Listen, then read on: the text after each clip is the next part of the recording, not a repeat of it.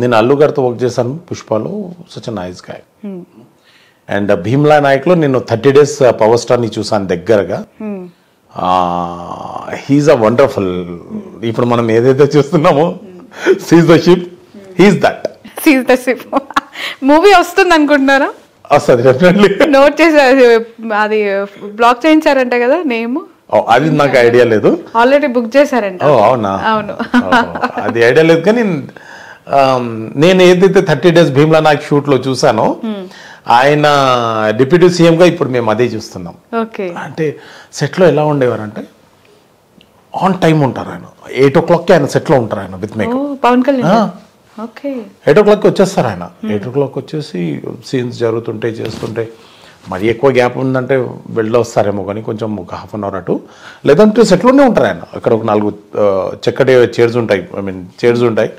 ప్రశాంతంగా అందులో కూర్చొని ఒక చాయ్ ఒక సిప్ చేసి అక్కడ పెట్టి ఎవరైనా గెస్ట్లు వస్తే మాట్లాడడం, లేదంటే ఏదో ఒకటి బుక్ ఏదో ఒకటి ఉంటుంది వారి చేతిలో, చదువుతుంటారు ఆయన.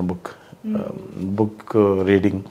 తర్వాత ఎవరన్నా ఆర్టిస్టులు, జూనియర్ ఆర్టిస్టులు వాళ్ళు వీళ్ళు కనిపిస్తే బాగా పలకరిస్తాను ఆయన. అందరితో పలకరిస్తారు, దగ్గరికి వెళ్ళి మాట్లాడతారు, వాళ్ళ సమస్యలు ఏందో తెలుసుకుంటారు, అప్పటికప్పుడు తీర్చేవైతే తీర్చేస్తారు.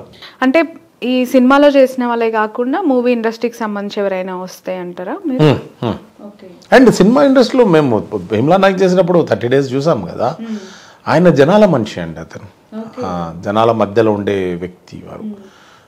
నాకు తెలిసి ఇన్ని సంవత్సరాల తర్వాత ఆ తల్లి కనుకరించింది వారికని ఉంది వారి దగ్గర. ఆ సేవా గుణం చాలా ఉంది. డౌన్ టు అర్త్, ఆలింగనం, హక్కున చేర్చుకునేది తండ్రి దగ్గర ఉంటుంది కదా, పిల్లలందరినీ హక్కున చేర్చుకునే తనం, అది పవర్ స్టార్ గారి దగ్గర ఉంది. పర్సనల్ గా మీరు ఎక్స్పీరియన్స్ అయ్యారు, చూసాం, మాట్లాడారా ఆన్ సెట్స్ ఎప్పుడైనా? ఏమంటారు ఆయన నేచర్? అంటే ఫస్ట్ అంతే, అంటే ఇంతే కళ్ళతోని, అది మాకు గొప్ప విషయం కదా. ఆయన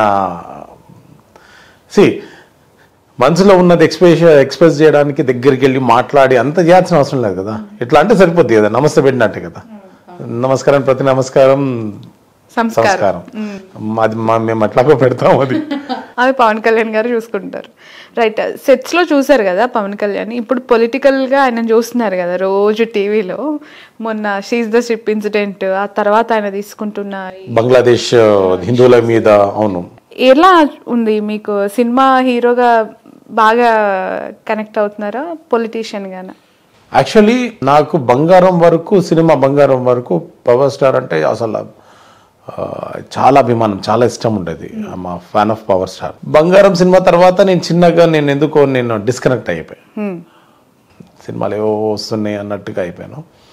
ఎప్పుడైతే 30 days నేను భీమ్లా నాయక్కి వర్క్ చేశానో ఆయనలో ఒక స్పార్క్ కనిపించింది నాకు, ఒక ఆరా కనిపించింది. ఆ వారు నడుచుకుంటూ వస్తుంటే ఒక ఆరా ఉంటుంది ఆయన చుట్టూ, ఒక వెలుగు. అంటే అది అందరు కనిపిస్తుంది నాకు తెలియదు కానీ I felt that. Now he become deputy CM of AP. And నేను ఏదైతే అక్కడ సెట్లో 30 days చూసానో, ఇప్పుడు ప్రతిరోజు వార్తల్లో ఏవైతే వింటున్నామో ఆయన యాక్టివిటీసు, ఆయన చేస్తున్న పనులు, ఆయన ధర్మం గురించి మాట్లాడేవి, అవి అద్భుతంగా ఉన్నాయి. అంటే he's a natural, he's not acting. Cinema తెర వరకే వారు యాక్ట్ చేస్తారు. ఇప్పుడు ఏదైతే ఉందో ఆయన నేచర్ అది. Okay, that is his original character Pawan Kalyan. Political గా ఏదైతే చేస్తున్నారో అది original character power star. Okay, so ఆయన మళ్ళీ మూవీస్ లో బిజీ అవ్వాలని కోరుకుంటున్నారా, లేదంటే ఇట్లా పొలిటికల్ గా ప్రజలకు సేవ చేయాలి, అదే బాగుంది, ఆయన వల్ల మంచి జరుగుతుంది అందరికీ అని అనిపిస్తోందా మీలాంటి వాళ్ళకి? బికాస్ మీరు కలిసి పనిచేసిన పర్సన్ గా. అంటే పిల్లలకు తండ్రిగా ఏపీకి వారు సేవలు అందిస్తూ, ఇటు సినిమా ప్రియులకు ఎంటర్టైన్ ఇస్తూ ఉండాలని నేను కోరుకుంటున్నాను. రెండిట్లలో ఒకటే చూస్ చేసుకోవాలి. వారు తీసేది సంవత్సరానికి ఒక్క సినిమా చేస్తారు, అవి కూడా ప్రేక్షకుల నుంచి దూరం అయితే ఎట్లా? ఎందుకు బాలయ్య గారు సంవత్సరానికి 2-3 సినిమాలు కూడా చేస్తారు కదా, గతంలో ఎమ్మెల్యేగా ఉండి కూడా చేస్తారు ఆయన. అంటే ఇప్పుడు డిప్యూటీ సీఎం కదా, చాలా బిజీ ఉంటారు, మళ్ళీ ఏపీకి కూడా టైం ఇవ్వాలి. అండ్ అవే కాకుండా ఆయన నేషనల్ లెవెల్లో పవర్ స్టార్ అంటే ఆ క్రేజ్ వేరే ఉంది. అంటే ఇప్పుడు నార్త్ సైడ్ టీవీస్ చూస్తుంటే, న్యూస్ చూస్తుంటే అసలు ఎన్ని డిబేట్స్ పవర్ స్టార్ గురించి, వారు పెట్టే ట్వీట్స్ గురించి, వాడు చెప్పే ఇంతకు మీ ఫేవరెట్ హీరో ఎవరో చెప్పలేదు, ఇంత చెప్తున్నారు పవన్ కళ్యాణ్ గారు. మీరు మాట్లాడుతుంటే మీ కళ్ళల్లో చామ్గా అనిపిస్తోంది నాకు. వై బికాస్ ఎవరి గురించి అయినా మాట్లాడుతుంటే ఎక్స్ప్రెషన్స్ అన్ని మారిపోతున్నాయి. సో మీ ఫేస్ లో నేను చూస్తున్నాను. పవన్ కళ్యాణ్ గారా మీ favourite hero? Wow. Power star is my favourite. Trivikram garu is my guru. అంటే కాంబినేషన్ ఇండస్ట్రీ హిట్ యాక్చువల్లీ. నాకు పవర్ స్టార్ గారు ఎంత ఇష్టమో త్రివిక్రమ్ గారు కూడా అంతే ఇష్టం. ఓకే, ఏదైనా ఒక డైలాగ్ చెప్పండి పవన్ కళ్యాణ్ గారిది. అది వారికే సాధ్యం అండి. మీరు అంటే నచ్చిన హీరోవి చెప్పుకోవడంలో తప్పలేదు కదా ఒక ఆర్టిస్ట్ గా. లేదు, అది వారు చెప్తేనే బాగుంటది. ఏమో seize the ship. Me mannerism లో చెప్పండి. ఒకవేళ సీజ్ ద షిప్ సినిమా రావాలని కోరుకునే వాళ్ళకి, వస్తే బాగుంటుంది అనుకునే వాళ్ళకి, సినిమా ఎవరైనా తీస్తే చూడాలి అనుకునే వాళ్ళకి ఆ caption. Power star Pawan Kalyan seize the ship. Right. So comedian గా మంచి పాత్రలు చేయాలనుకుంటున్నారు. ఇంకా ఫాదర్ గా, ఒక మంచి బాలుడు అంటే ఫాదర్ లాగా, ఒక బ్రదర్ లాగా కమెడియన్.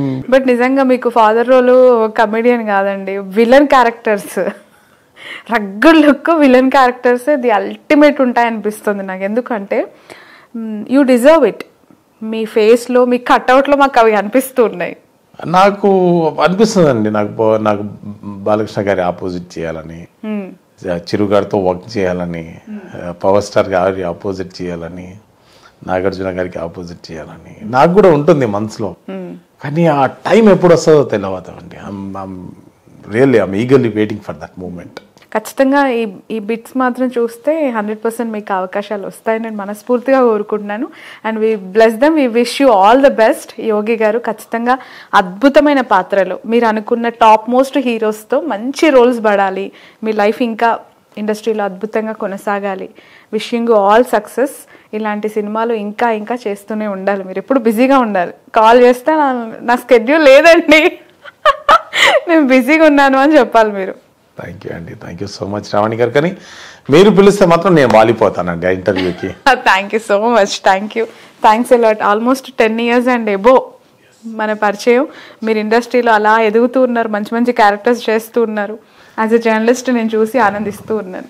ఐ థింక్ మనం సేమ్ టైంలో జర్నీ స్టార్ట్ చేసాం. మీరు ఇండస్ట్రీలో, నేను ఇటు side. Same almost same. Yeah. ఇంతకు పుష్పాల రెమ్యునరేషన్ ఎంత? నేను చెప్పలేనంత మంచి రెమ్యునేషన్. నేను హ్యాపీ అయ్యేంత ఇచ్చారు వాళ్ళు అమౌంట్. ఓ నైస్. తగ్గించకుండా పర్ఫెక్ట్ అమౌంట్, రైట్ టైంకి, మంచి ఫుడ్తో. ఫుడ్ ఆర్టిస్టులకి, మెయిన్ కోర్ టీమ్కి అందరికీ ఈక్వల్గా ఉంటుందండి, ఏమైనా డిఫరెన్సియేషన్ ఉంటుంది? ఎందుకంటే రూమర్స్ ఎక్కువగా వీటి మీద స్ప్రెడ్ అవుతుంటాయి, క్యారవాన్ విషయంలో, కేర్ టేకింగ్ విషయంలో అని చెప్పి. మనం క్యారీవాన్ అంటే మేడం, అది ఎక్కడైనా అవుట్డోర్కి వెళ్ళినప్పుడు కాస్ట్యూమ్స్ చేంజ్ చేసుకోవడానికి వాటికి తప్పించి దాంట్లో ఎందుకు ఉంటారు? సెట్లోనే కదా ఉంటాం.